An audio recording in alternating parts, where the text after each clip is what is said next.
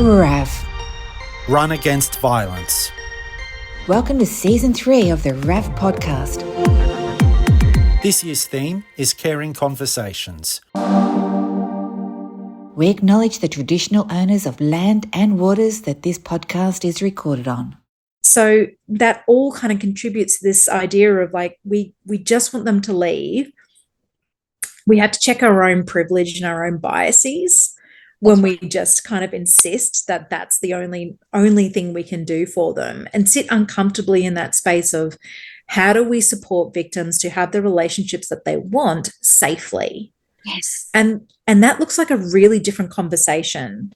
And I think desistance can be really helpful here, because if we look at it through a desistance lens, it's about, okay, the relationship's going to be, you guys are staying together.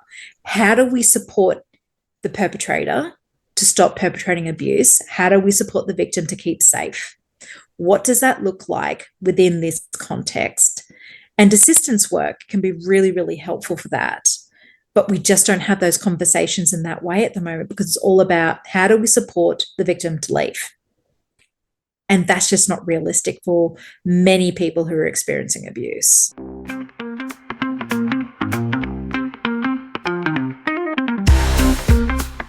Hello, I'm Patty Kikos and welcome to our chat with Dr Hayley Boxall. Now, don't let her doctor title fool you into thinking that she's going to be a boring academic. She's anything but. Hayley is down to earth, real, and passionate about her work and life. In fact, she's a tattoo and crochet enthusiast and a podcast junkie as well. In the small amount of time that I've known her, she's taught me so much about desistance. And we talk a lot about how it applies to family violence, more specifically, how we can use it to prevent it from reoccurring. Desistance refers to the process of moving away from criminal behaviour, and it's fascinating when we apply the lens of family violence to that term. How is it that people can give up being violent, for instance?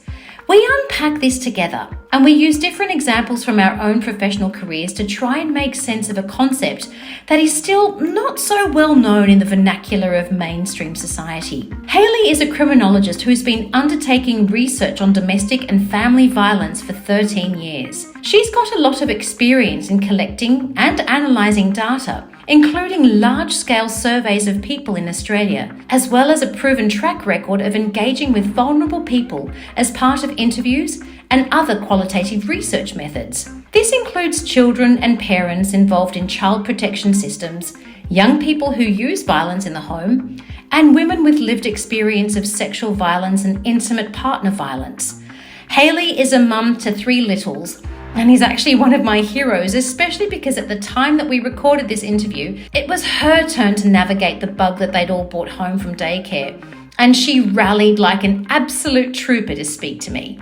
Hayley, you've been living in Canberra, but you hail from Sydney originally. What prompted the move? So I finished my undergraduate in Bachelor Criminology, and I was looking for a job. And because, what do you do with a criminology degree? And the Australian Institute of Criminology was advertising, and I was lucky enough to get a job, and they were based in Canberra. So I took my little 25-year-old self and moved to Canberra. And then subsequently started a family. Yeah, everything kind of happened for me in Canberra, really.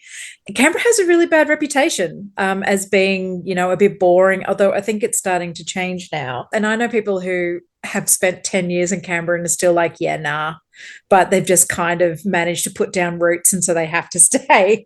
But I just really liked it. It is like a big country town. It's much more chill. And I met my husband here, and I've had 3 babies here, and I've bought a house here, and it just suits me down to the ground, which is really nice. You literally put roots down. What was your life like in Sydney? It was lovely. It was, Sydney's great. It was very privileged. I grew up on the Northern Shore. I went to public schools and all those kinds of things, but I lived in very kind of bougie heritage listed houses. How did you manage that? Well, just managed because my parents just loved buying heritage listed buildings, and so I grew up in building sites, which was, I constantly woke up to tradies demolishing kitchens and Jackhammers. yeah, and became really, really adept at making really good cups of tea.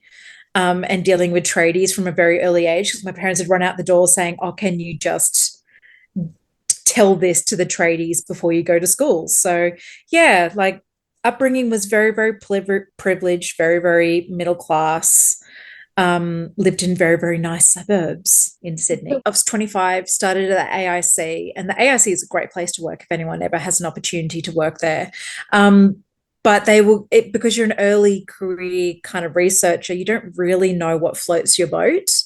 And after working there for a few years, they really just came to me and asked if I had an interest in domestic and family violence, because they knew that there was a big interest in it in 2015, that there was a big interest in it. And so they wanted to upskill someone to get a lot more knowledge in that space. And I'd always had like a peripheral kind of interest in it. But when I started really doing research in it, I just fell in love. It was an area that just really resonated with me.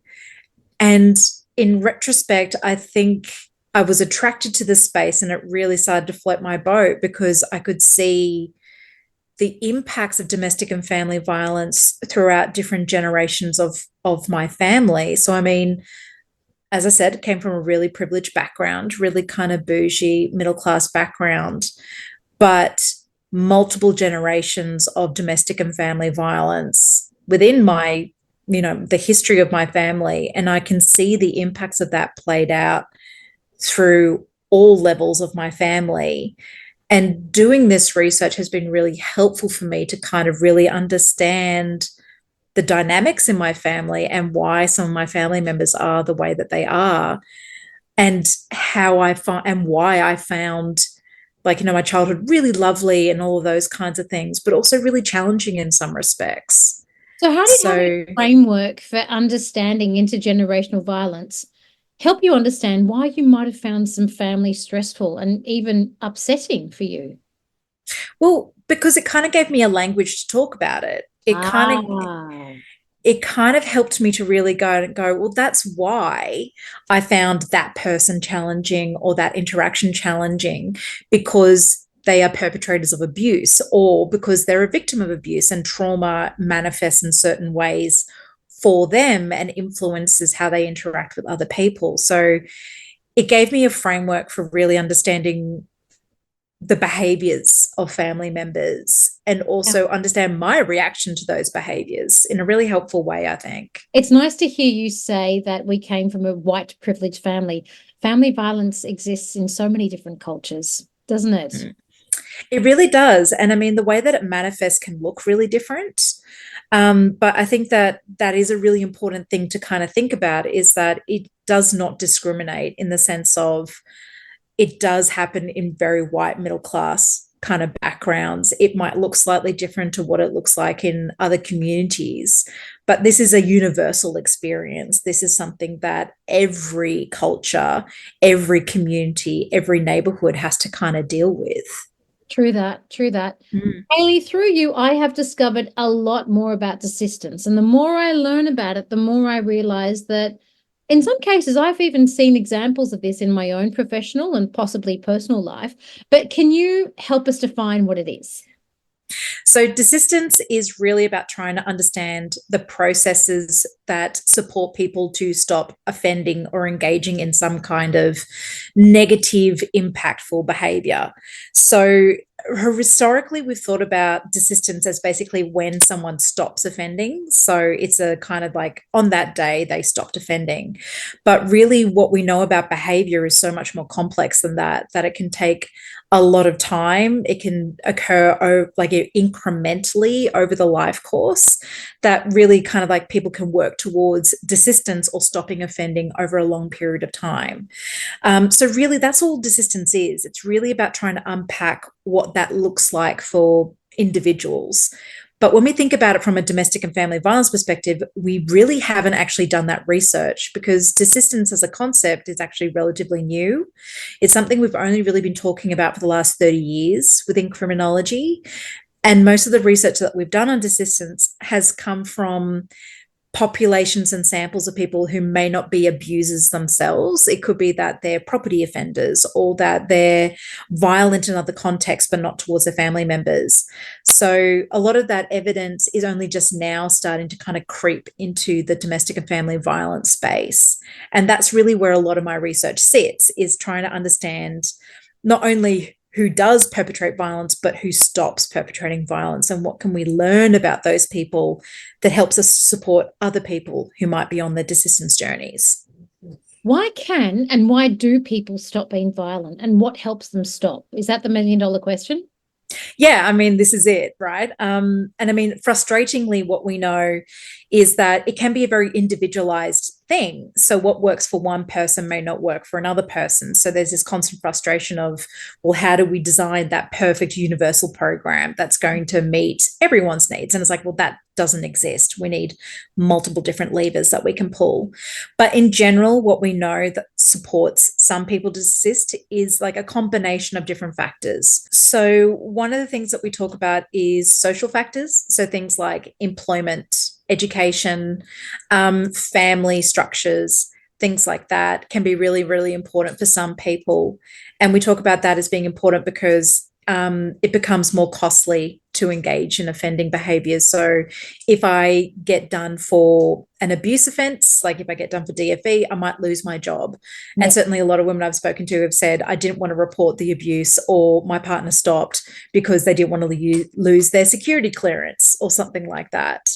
But we also know that what's happening in people's brains is really important. So how they think about themselves, like, do they want to be an offender? Do they want to change? Is really, really important. Relationships is really important. So having children can be really important for some people to stop abusing.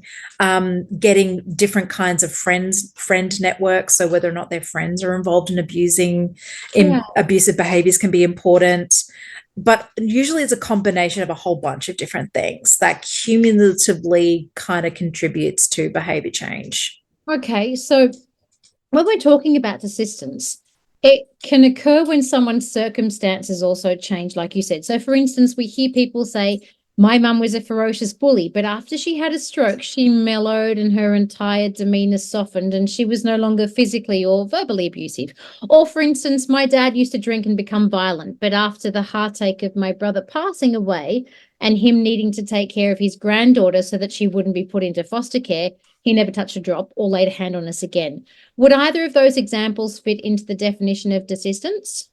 Yeah, for sure. I mean, particularly the second one, because you can kind of go, well, okay, so why was taking on the care of their granddaughter so important for the granddad?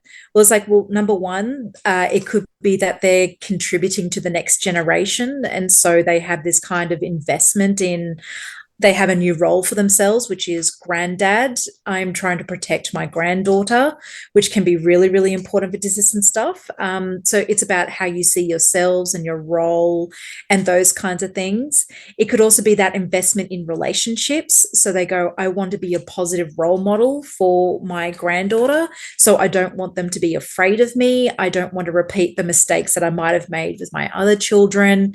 And I mean, that's something that we hear a lot from, particularly men who are parents, who the birth of children can be really important for them. Yep. That they kind of go, I don't want to have the same relationship with my kids that I had with my abusive dad, for example. And so they do try to make that really positive change in their behaviors. Yeah, more so than my physical capacity has diminished and I therefore am not able to perpetuate violence like I used to.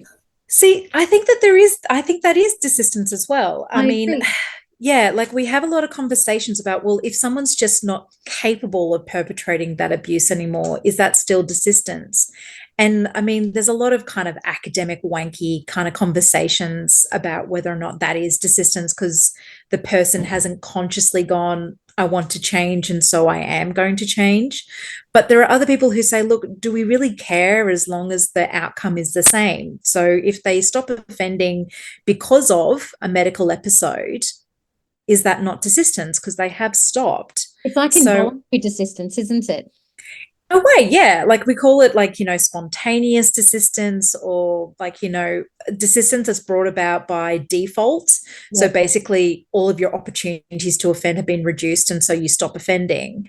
So I still think that that's a really helpful example, though, of just how different courses about explaining why some people stop and under what circumstances. Yeah, because desistance comes down to a rational choice as well as a motivation to change for the most part. So, for instance, being born into a family where committing crimes like robbing people or dealing drugs is like a rite of passage, but we consciously choose not to follow in our kin's footsteps.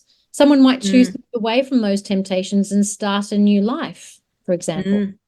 Yeah, I mean, so something that we're thinking a lot more about in Australia as part of our national action plan is about high risk cohorts. So people who are high risk for perpetrating violence. And we particularly talk about young people who are exposed to or are targets of abuse within the families, because we know that young people who are exposed to these behaviors are more likely to perpetrate these behaviors later on. And there are different kind of reasons why we think that is.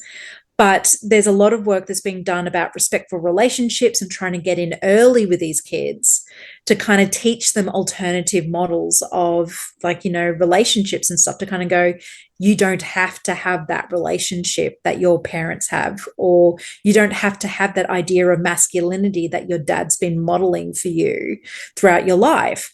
And so there's kind of creating this alternative pathway that people can kind of go, okay, I don't have to have that. I can have something else, which I think is really, really positive. I do too. Perhaps it's worth mentioning the elephant in the room at this point here, which is that for some people, desistance will never be an option. Because I can only imagine some of our audience members who are listening to our conversation and thinking of someone that they may know of who'll never be sorry for their actions. In fact, this particular person might believe that they're the victim and they're unlikely to ever take accountability for their actions. And I think it's important we acknowledge that this conversation is definitely not directed to them. Yeah, like I think that that's a common criticism of things like early intervention, or kind of like, well, how do we support change when there are these monsters in inverted commas, like, Rowan Baxter and the men who kill their intimate partners because their intimate partners choose to leave them. I don't think that desistance frameworks are necessarily set up to deal with those men. And I mean, I think that they need a completely different response. But the vast, vast, vast majority of people who use violence in the home aren't going to murder their partners. And so desistance frameworks is likely to be much more relevant for them. Hayley, do you think that this is a process that is equally effective for both male and female users of violence? It's a really important question. I mean, a lot of the desistance research that we've done is, surprise, surprise, incredibly male dominated, because men are more likely to be offenders. And I mean, that bears out with domestic and family violence as well. So a lot of the research hasn't had that kind of gendered lens in terms of trying to understand, well, do those factors differ for men and women? But the research that we have done has shown that the desistance kind of, I guess, mechanisms, or the things that support people to want to change and to change their behaviors, are quite different for men and women. So I've said like that, for some men, their kids is a really big motivator for them to try and change their behaviors.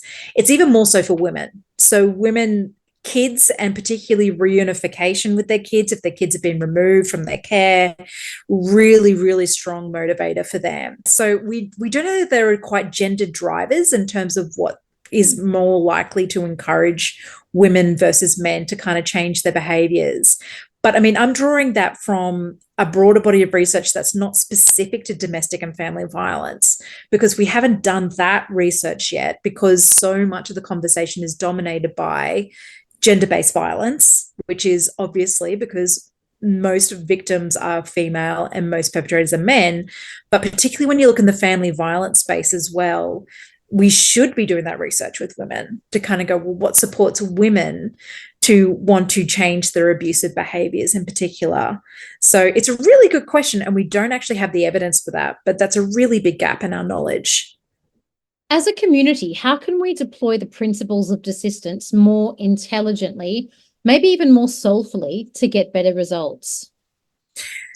It's such a good question. I mean, so I was watching this TED, and this is since we've had our amazing chat the other day, I was watching this TED talk with someone who was talking about a calling in culture, of how when we call out people by naming and shaming them, we're basically inviting an argument, and we're kind of really creating a very defensive position. So when we say to someone, you're a crap person, you've used abuse, you're an abuser, that immediately makes for a very adversarial, very argumentative kind of comeback of, I'm not an abuser. How dare you say that to me? Blah, blah, blah, blah, blah. Do you think that someone becoming defensive and saying, I'm not an abuser, is also equivalent to them not taking accountability and responsibility for their violent actions towards somebody else?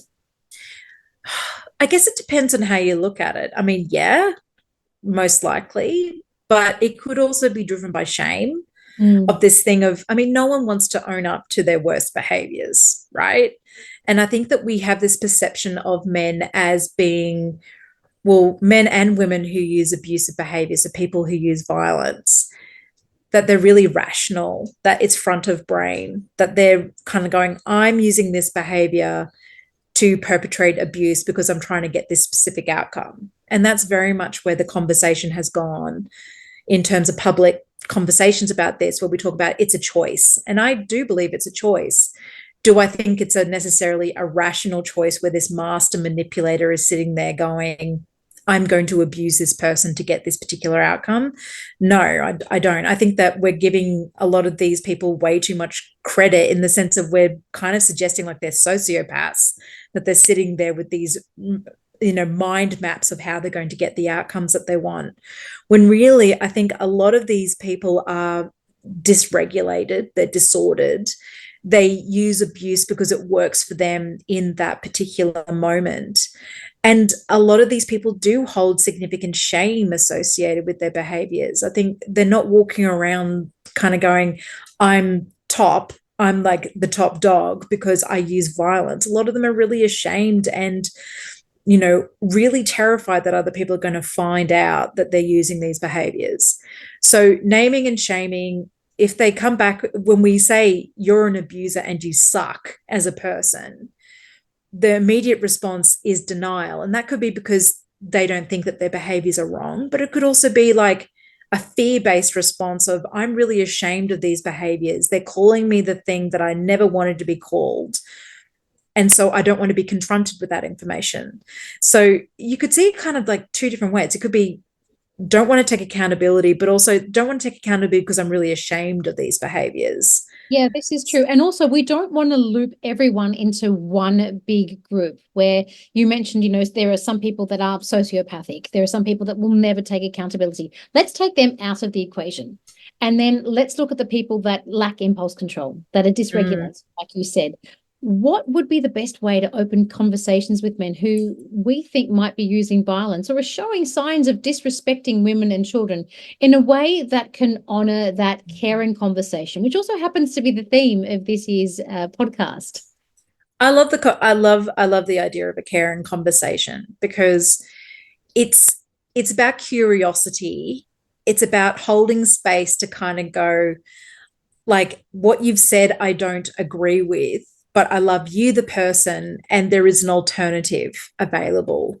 So what does that kind of look like in practice? I mean, they talk about, that's a really interesting point of view. Tell me more about it. So having that kind of curiosity minded, because then you're inviting someone to a conversation as opposed to inciting an argument. Because the worst possible thing that we could really be doing with people who we suspect of using abuse, and people that we know, that we love, that we care about, is ostracizing them. Because what's the benefit of that, besides us kind of feeling a bit morally superior, in the sense of going, that person's crap and over there, and by comparison I'm really great? It means that they're not having their behaviors challenged, they're not being presented with an alternative, and they're not being provided with a pathway back into the community. It's this kind of thing of like, if we start from this point of view of, hey, those attitudes, where are they coming from? Like, tell me more about why you believe this.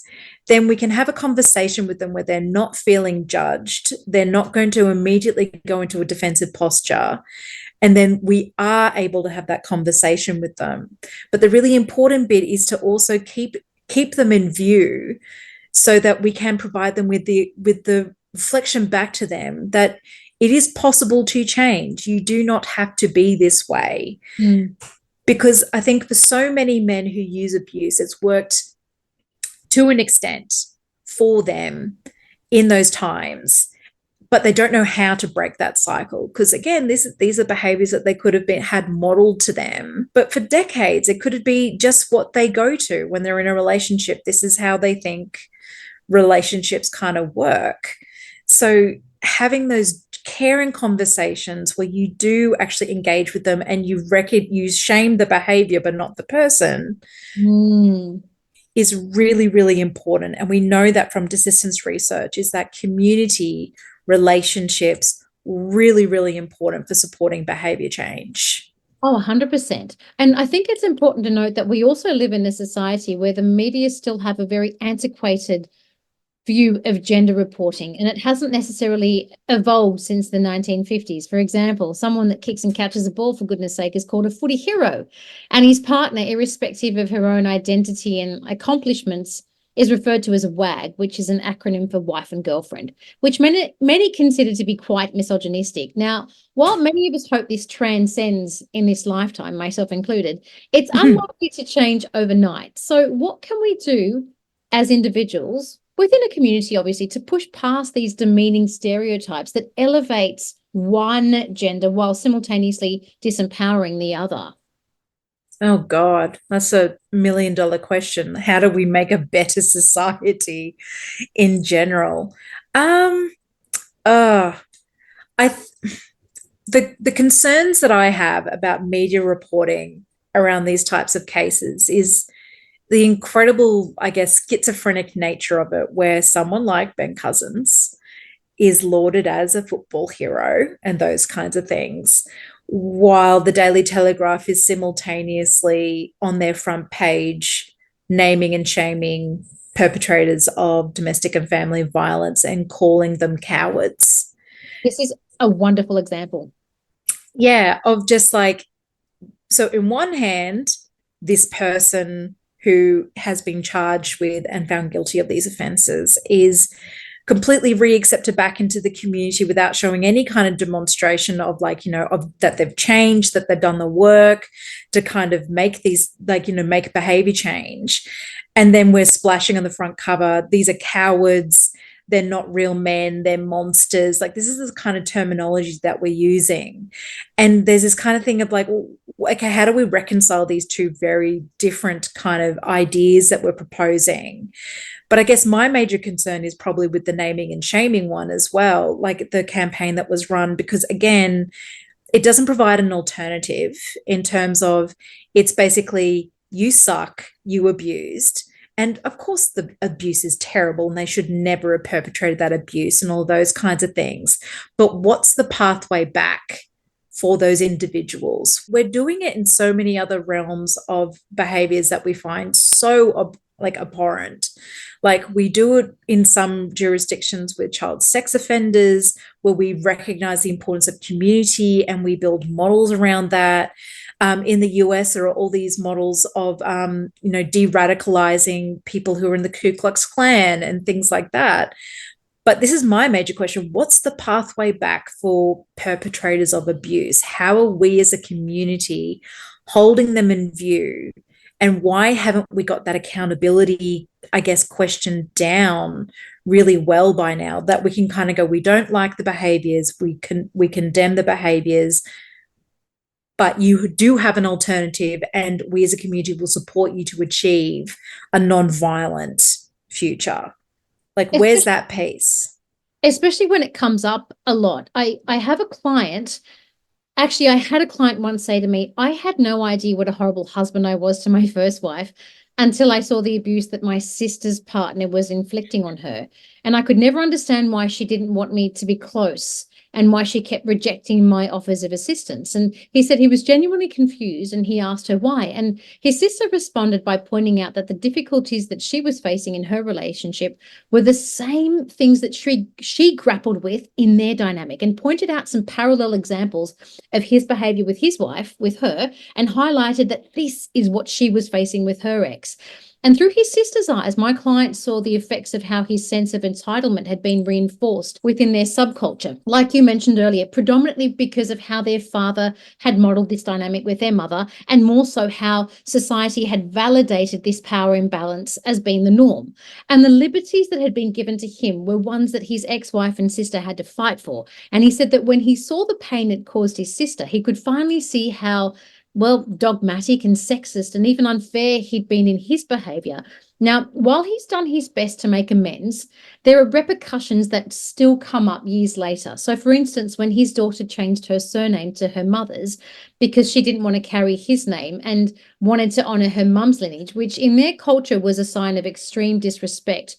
And he shared that it was so tempting to say, "This was years ago. When are you going to let it go?" Simply because he had. But it's a conscious choice to say, "I honor you and I respect your decision and I love you unconditionally." But he needs to be supported in order to be able to do this. Would this be another example of desistance? It definitely would. I love that story. I love that case. It's a really beautiful kind of, I guess, case study of desistance and how it can work. So in that scenario, desistance researchers would talk about the role of feared selves, in the sense of he almost had an out-of-body experience when his sister was telling him about the abuse and putting it back on him of like, that's me. The feared self is the abuser. And he could almost kind of project himself into the future and kind of go, that's going to be me in the future if I don't change. And so this story that he was being told by his sister was a really good example of evoking a feared self. And it's something that I've spoken to a lot of women about, who have experienced desistance, and they talk about the importance of feared selves. So one that I spoke to, she said that she was keeping diaries that she was keeping them in the context of she was going to leave her partner. And so she was keeping these really detailed journals to kind of help her to leave the relationship and provide evidence of the abuse so that she could get full custody of their children. But then before she could leave, her partner found the diaries, and instead of confronting her with them and yelling and screaming at her as he had done so many times before, instead, he kind of collapsed into tears and said, I now see what you've been telling me. I don't want to be like my dad, because he had grown up in an abusive household with his dad perpetrating abuse against his mum. And that triggered a really long period of desistance for them, where the violence had stopped, and they had a really positive relationship for that period of time.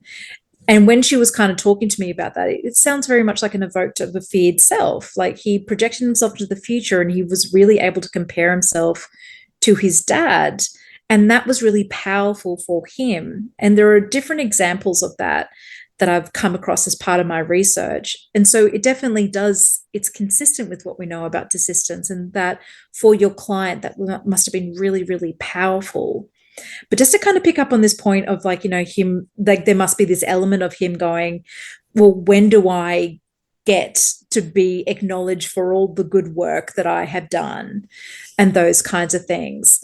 There needs to be spaces where we do celebrate or endorse men's view of themselves as nonviolent when they have done the work. We know from desistance that having this reflected back to them, that the work that they're doing is meaningful, that we're seeing it and we appreciate it, can be really, really important for supporting longer term desistance. So desistance is a maintenance process. Yes, that's a great thing to say. It is every day. In the case of my client, it's his current wife who has a very different relationship dynamic with him than his former wife.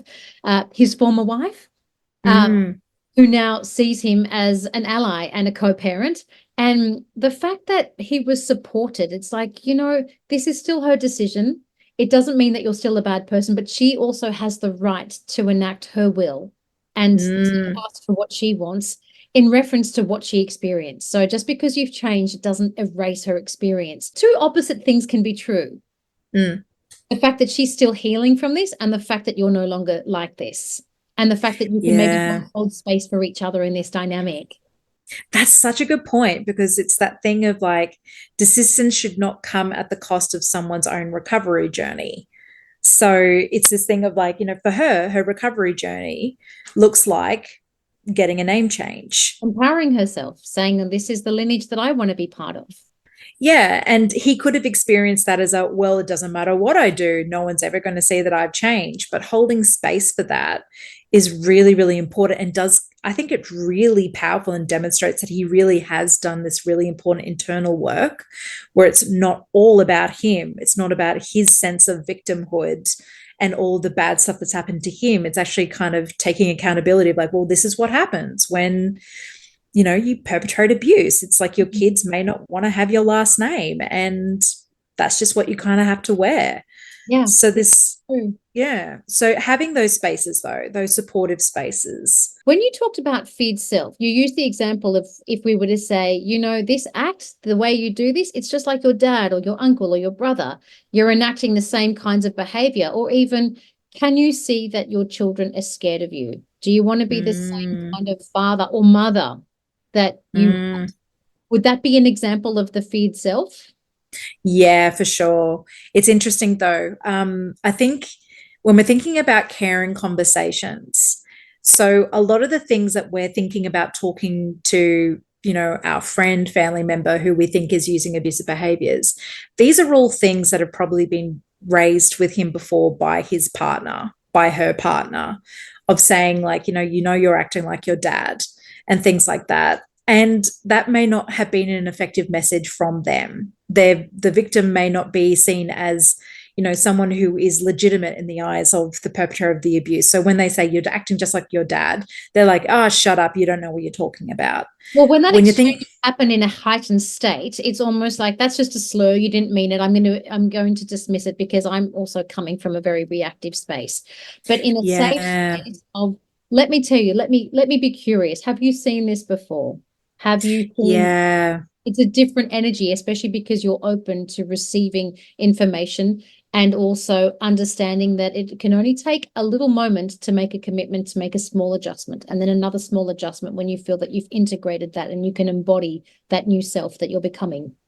Yeah, I think that's such a nice way of putting it. And we've spoken about it before, about this planting of seeds, of this thing of like, we kind of think like there's just going to be this light bulb moment and that they're just going to change and it's all going to be sunshine, lollipops, but incremental little conversations over time can all cumulatively contribute to really significant change. But the benefit of the caring conversation is also it's someone else other than the victim trying to talk to the abuser, because very easy to dismiss, as you say, in a heightened state, but also like, they've become very adept at dismissing whatever they say. But having someone else kind of say to them, look, like, where is this coming from? Like, and I love that idea of like, have you seen this before, as being a really, because most of the time they will have seen it before. They'll have seen it in their families at some kind of stage. I think that's a really nice kind of entryway to having something that could be a really important conversation for them. Yeah. And in terms of caring conversations, how do we support someone to make decisions that we don't necessarily agree with? Because leaving is not always necessarily the answer for someone, because what they want for themselves is layered through a rich tapestry of personal values as well as their own culturally defined beliefs. Often by leaving, they'll no longer have the support systems that they are connected to and don't necessarily wish to lose. I've witnessed this countless times among the Indigenous, the LGBTQI plus communities, as well as specific European, South American, Muslim, Asian, Jewish, and even Christian communities. Yeah, it's so complicated, isn't it? But one of the things that I always talk about is that question of like, how do we support victims when we don't necessarily agree with the decisions that they make? And that's because we come from this very privileged kind of perspective of the only way the violence is going to stop is if she leaves, and leaving looks a very specific way. And that's how a lot of our support systems are set up. Like if someone wants to leave a relationship, they have access to a whole bunch of networks of services that they don't have access to while they're still in that relationship. And this is something that it's a really uncomfortable truth that for some women, even if they're experiencing abuse, they still value aspects of the relationship and they still may love the person that they are being abused by and want to remain in that relationship. And you're so right about the cultural kind of layers and the societal layers that kind of contribute to that in terms of the goods that they get out of the relationship may not be completely negated because of the abuse. And also there's this question of, well, are they actually going to be safer once they leave the relationship? If they lose access to the community, if they are just subjected to different forms of abuse, it may actually, for someone, they just kind of go, I don't know what that post-separation context looks like. I'm going to stay. And particularly when we add in the issue of kids, like if they've got kids with the abuser and they've got young kids together, that whole custodial kind of arrangements post-separation, who knows what that looks like? Mm-hmm. So that all kind of contributes to this idea of like, we just want them to leave. We have to check our own privilege and our own biases when we just kind of insist that that's the only thing we can do for them, and sit uncomfortably in that space of how do we support victims to have the relationships that they want safely? Yes. And that looks like a really different conversation. And I think desistance can be really helpful here, because if we look at it through a desistance lens, it's about, okay, the relationship's going to be, you guys are staying together.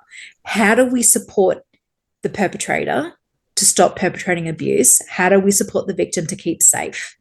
What does that look like within this context? And desistance work can be really, really helpful for that. But we just don't have those conversations in that way at the moment, because it's all about how do we support the victim to leave? And that's just not realistic for many people who are experiencing abuse. And I love that you said that. I think that's the key here. I really do. Because we also think that by empowering women to be financially independent, secure and educated, it's going to minimize the risk of them being harmed. But you and I know that that's not the case.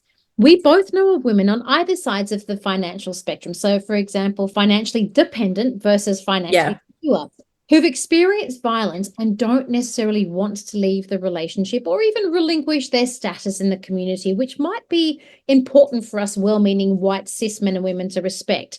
So it leads me to the concept of status and honor. Is it culture specific? I mean, do we see it with men who use violence in the form of a concept that is referred to as a status injury, when, for example, women would exert dominance in domains that a man might not like or feel emasculated? For example, you mentioned it earlier, she left me, so I'll kill her, or she earns more money than I do, or she's seeing a friend that I don't approve of, so when she gets home, I'll hurt her or I'll teach her a lesson. Yeah. So, I mean, is it culturally specific? I think it looks different in different communities in the sense of what perpetrators view as important in terms of their own idea of status and adherence to gendered norms and those kinds of things. But for victims as well.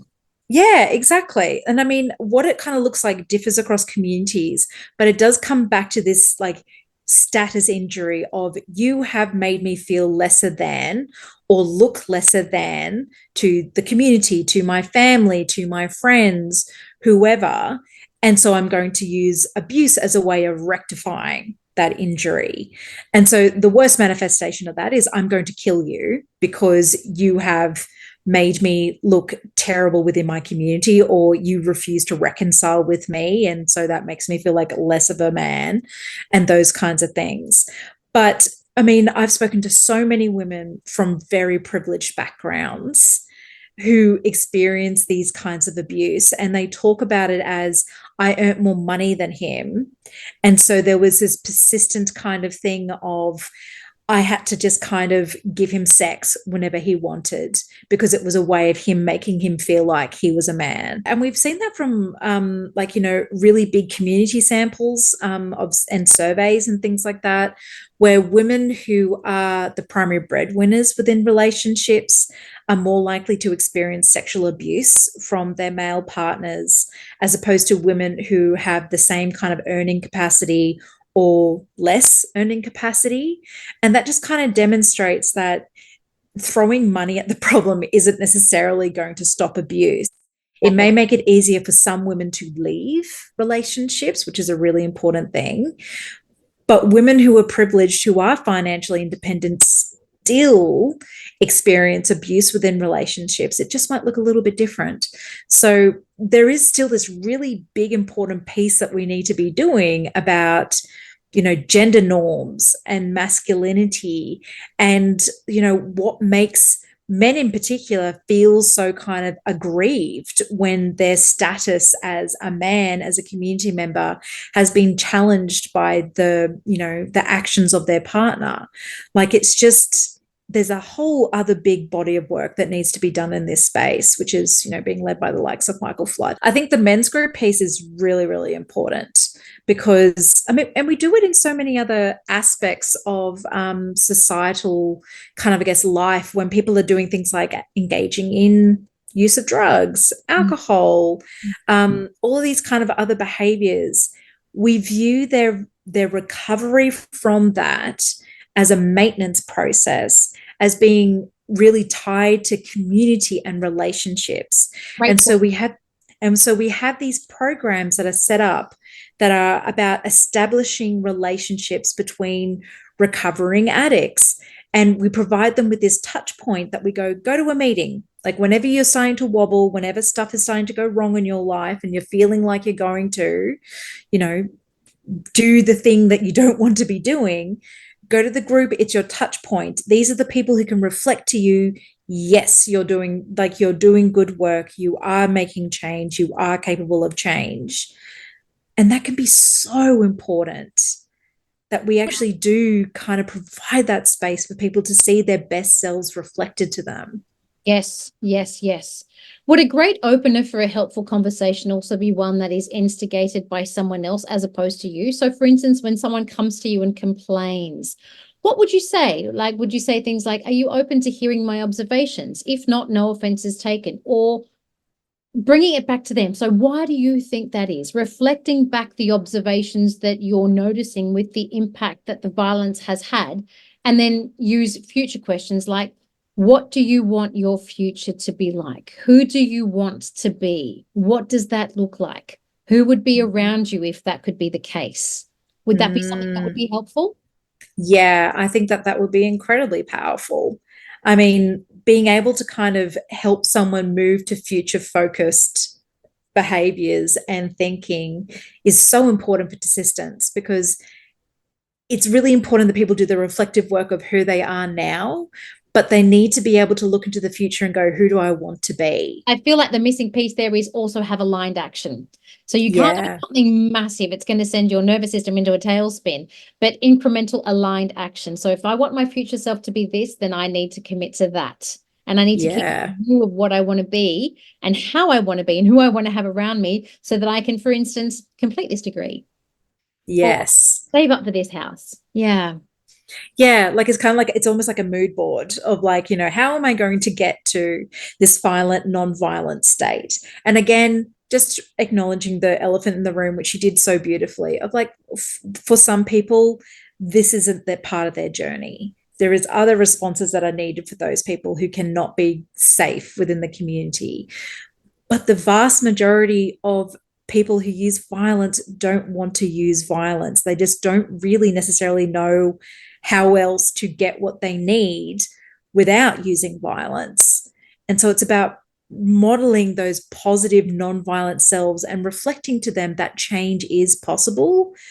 That is so important. So a caring conversation that starts with some of those openers, and you should write like a blog with just some of those as openers. Like, Patty, that was just great. I'm just like, are you open to getting some feedback or reflecting back of like, okay, so have you seen these behaviors before?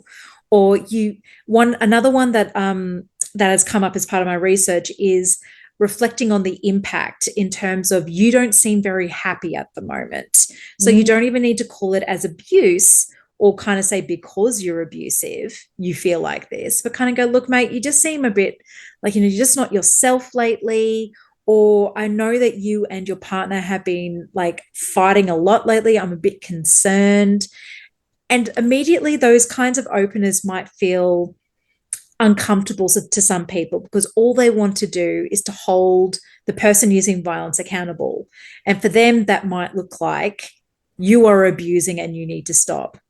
But if our ultimate goal is behavior change, we know from the research that calling someone out and saying you're an abuser is just an invitation to an argument.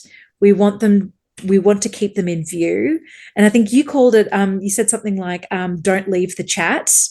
Yeah. We have to try and encourage them not to leave the chat, because that doesn't help anyone. It doesn't make anyone safer if someone disengages from you completely because they don't like what you're saying to them. So it's gentle openers to encourage a conversation that may be one of a number of different conversations that you have with someone over a period of time. Yeah, I like that. Gentle openers, but consistency in a gentle way as well. Plant those seeds, water them softly and gently, and be prepared to play the long game. You're not going to sort it out in a small amount of time. The consistent connection and compassion that's going to be kind is going to facilitate a greater result in the long term, I think. Yeah. Matt Brown, who wrote She Is Not Your Rehab, has written a lot about this, about how you have compassion for people who are using violence, and you give them space to, because a lot of these people, they do have histories of trauma. They have their own histories of victimhood. And that's really important to acknowledge as well. Like, these aren't monsters that have just kind of come out of nowhere. Like, we as a society have created situations where people may use abuse. And so we should be part of the solution as well. We should take accountability for our own role in the perpetration of the abuse. 100%. Because it started very slowly. And so it's a process of unlearning, unschooling. Yeah. And if I'm going to do that, if I'm going to take this habit away, I need to replace it with something else.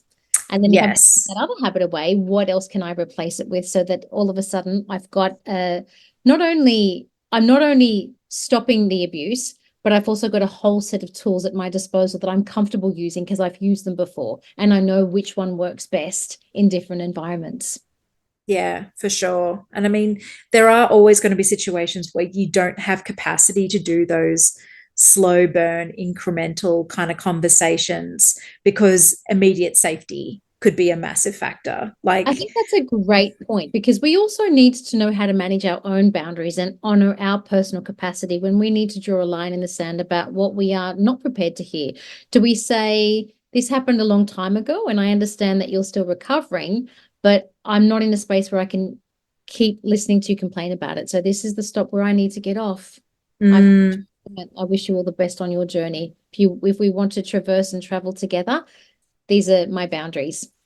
Yeah, look, I think that's really important. I mean, the reason I like Matt Brown's stuff so much is because he says, like, she is not your rehab, in the sense of, he's very good at disengaging a lot of the victimhood kind of conversations and cycles that people who use violence get into. Because, I mean, there is that trauma, and those victimization experiences are awful, but he kind of says, what happened to you is awful and shouldn't have happened, and I'm so sorry that happened. Your recovery is your responsibility. So it's kind of this thing of like, yeah, I know that really sucked. All of that stuff that happened to you sucked, and it wasn't your fault. So it could have been your dad was an arsehole and was abusive towards you. It could have been that you were placed in child protective services, that you had to go into out-of-home care because your parents couldn't look after you. Like, but your recovery is your responsibility. Your family is not responsible for your recovery from what it could be significant trauma. So what are you going to do to go on that recovery journey?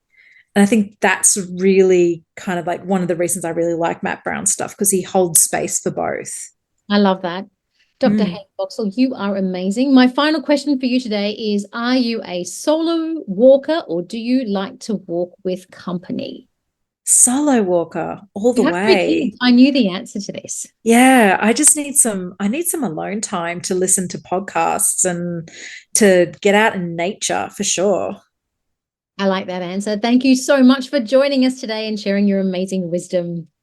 Thank you so much for having me. And that is it for today, folks. I'm now going to pass the baton to our fabulous co-founder, Kiralee Deer, who's going to share some amazing information about what RAV are up to behind the scenes. And of course, if you found this episode helpful, please share it with someone you think could benefit from hearing it. Liking, subscribing, but especially leaving us a 5-star review ensures that we give that algorithm a helping hand to get to the listeners that need to hear from us the most. Bye from us today.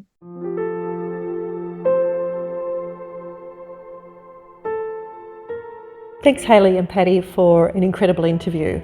I encourage everyone within the RAV community to go back and listen to this interview many times. It is offering us a pathway toward ending family violence that is quite different to that is being traditionally taken. Yet I believe it is a far more effective path and it will get us to our destination sooner. I'm Kiralee Deer and I am one of the founders of Run Against Violence. Run Against Violence is a volunteer-led, not-for-profit dedicated to the prevention of family violence. Our mission is to build communities where family violence can no longer live. We're not simply just talking about family violence or raising awareness. We are doing the hard work to build those communities that are free of family violence. Over the past decade, whenever I've talked to people with lived experience, I've asked them about what they want. And consistently, almost unanimously, they tell me this. What they want is a healthy, happy, thriving family. They want a loving partner, a caring parent. They want to have the dream. What they don't want is to feel unsafe, to feel threatened, to have their partner incarcerated. They want to be helped back into that healthy relationship. Now, when we hold that as the focus of our effort, our plans, our paths for getting there are very different to what we've been doing up till now. Run Against Violence has a 4-point plan for making those communities a possibility. Caring communities, respectful relationship normalisation, healthy self-esteem, and reliable services. They're the 4 strategies that we are putting into play. Part of that caring communities piece is being able to hold caring conversations. And that's been the focus for this year's Run Against Violence Virtual Teen Challenge. In this interview today, Hayley and Patty discuss some very, very simple techniques that we can all use to breach those uncomfortable conversations, but have them in a way that supports people back to health, back to healthy relationships, that helps build self-esteem and build responsibility and build capability. I challenge you this. Go back, listen to the interview and write down 1 or 2 of those techniques and begin using them every day, because they're applicable to all our relationships, not just our intimate partner relationships or relationships that are currently troubled. Start using those techniques. Make them your new normal for when you're talking about uncomfortable subjects, and watch the impact that it has. Because if we all choose to do those little things, to take small steps, you'll be amazed at how much all of that effort adds up to change and transition in our communities. Because it's by taking those steps together, we will ultimately build communities where family violence can no longer live. RAV. Run Against Violence.